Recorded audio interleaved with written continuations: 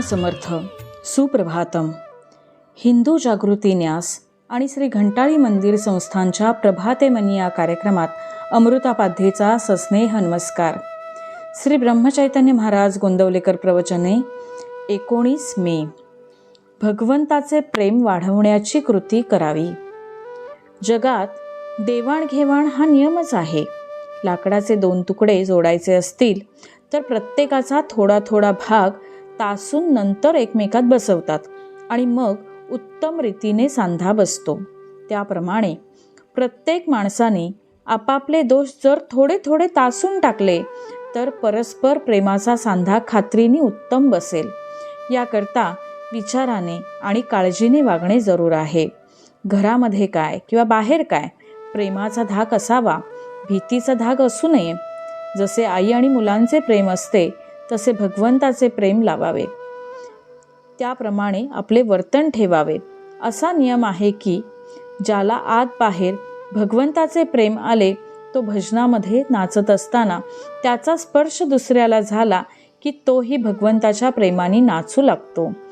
भगवंताचे प्रेम हे एक मोठे वेड आहे.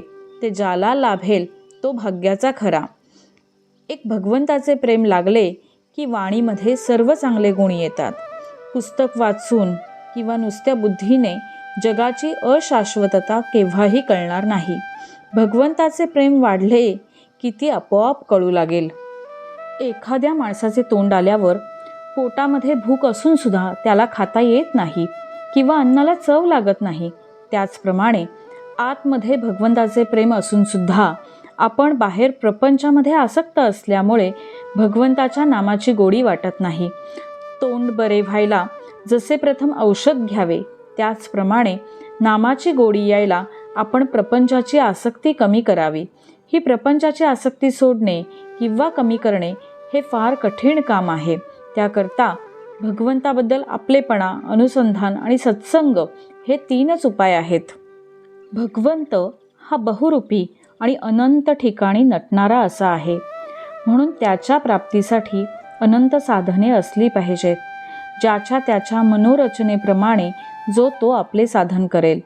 पण या सर्व साधनांमध्ये भगवंताचे प्रेम हे सर्वसामान्य असले पाहिजे.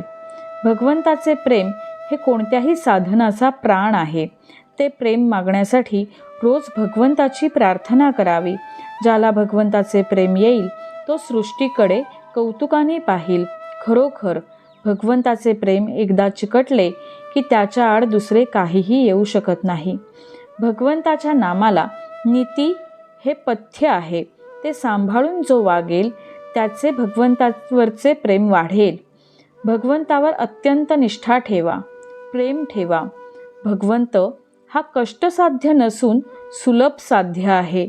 जो हीनाहून हीन आणि अडाण्यातल्या अडाणी आहे त्याला सुद्धा मिळणारा असा हा भगवंत आहे. बोधवचन. ज्याला भगवंताचे प्रेम यावे असे वाटते त्याने नाम घेणे हाच एक मार्ग आहे. आजचा हिंदू कर्तव्य दिनविशेष मोहिनी एकादशी, वैशाख शुद्ध एकादशी. या दिवशी मोहिनी अवतार झाला. या व्रताने विशेषतः मोहजालातून मुक्ती मिळते. प्रभू रामचंद्रांनी वसिष्ठ मुनींच्या सांगण्यावरून हे व्रत केले. या दिवशी विष्णुपूजन, उपवास आणि नामस्मरण करावे. घंटाळी मंदिरामध्ये दर एकादशीला होणाऱ्या सामूहिक पाठात आपण नक्की सहभागी व्हावे. संपूर्ण गीतापाठ सकाळी 10:30 ते 12:30, विष्णू सहस्त्रनाम सायंकाळी 5 ते 6 आणि हरिपाठ रात्री 8 ते 9. मंडळी, रामरायाचे आणि श्री घंटाळी देवीचे शुभाशीर्वाद तुमच्या सर्व कुटुंबावर अक्षुण्य राहोत ही प्रार्थना. जानकी जीवन स्मरण. जय जय राम.